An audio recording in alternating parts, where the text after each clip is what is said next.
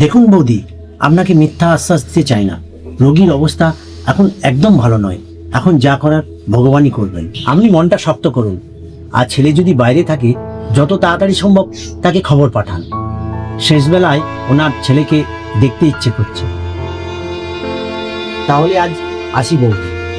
আমার কোনো রকম সাহায্য যদি আপনার কোনো দরকার হয় আমাকে অবশ্যই খবর দেবেন।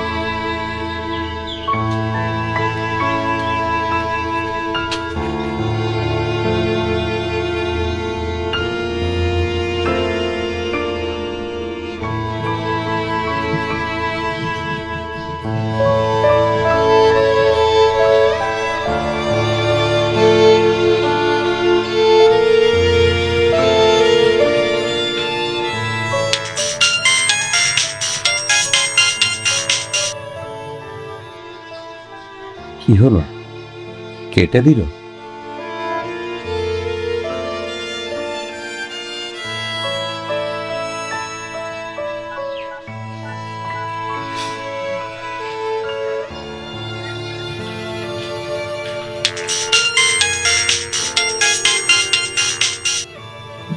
হ্যালো, হ্যাঁ মা, তুমি বারবার কেন ফোন করছো? দেখছো না আমি অফিসে আছি। বাবা, কতদিন হয়ে গেল তোর গলাটা শুনিনি। তুই কি একেবারেই আমাদের ভুলে গেলি? আরে মা, এসব কথা পরে হবে, বলো কি দরকার আছে? তোর বাবা যে তোর সঙ্গে একটু কথা বলতে চাইছিল।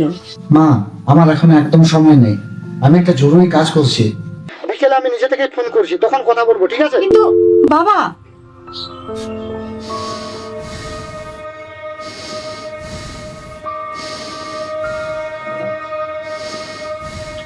সুজয় আসবে তো সাবিত্রী? হ্যাঁ বলেছে ও বিকেলে আসবে।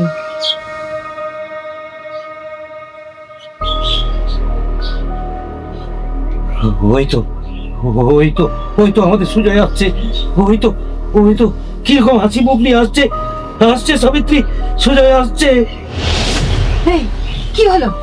এই, তুমি কথা বলছো না কেন? এই, কি হলো? তুমি কথা বলো। তুমি আমাকে ছেড়ে চলে যাও না। তুমি কথা বলো, তুমি কথা বলো। কি হয়েছে? কি হয়েছে? কথা বলো। ও আসবে, সুজয় আমাদের আসবে। তুমি কথা বলো, আমাকে ছেড়ে চলে যেও না।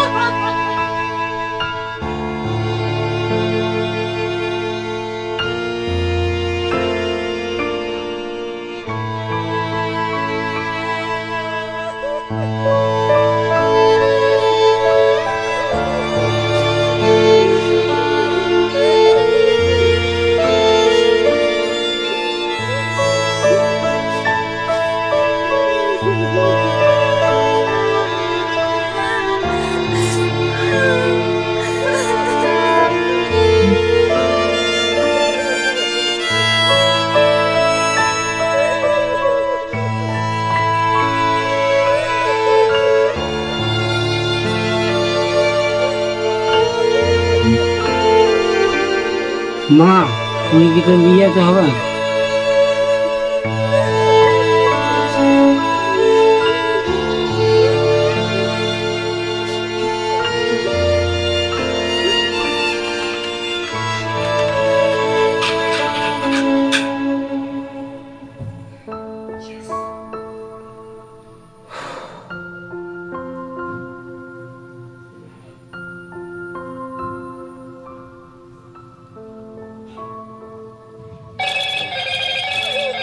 হ্যালো মতো,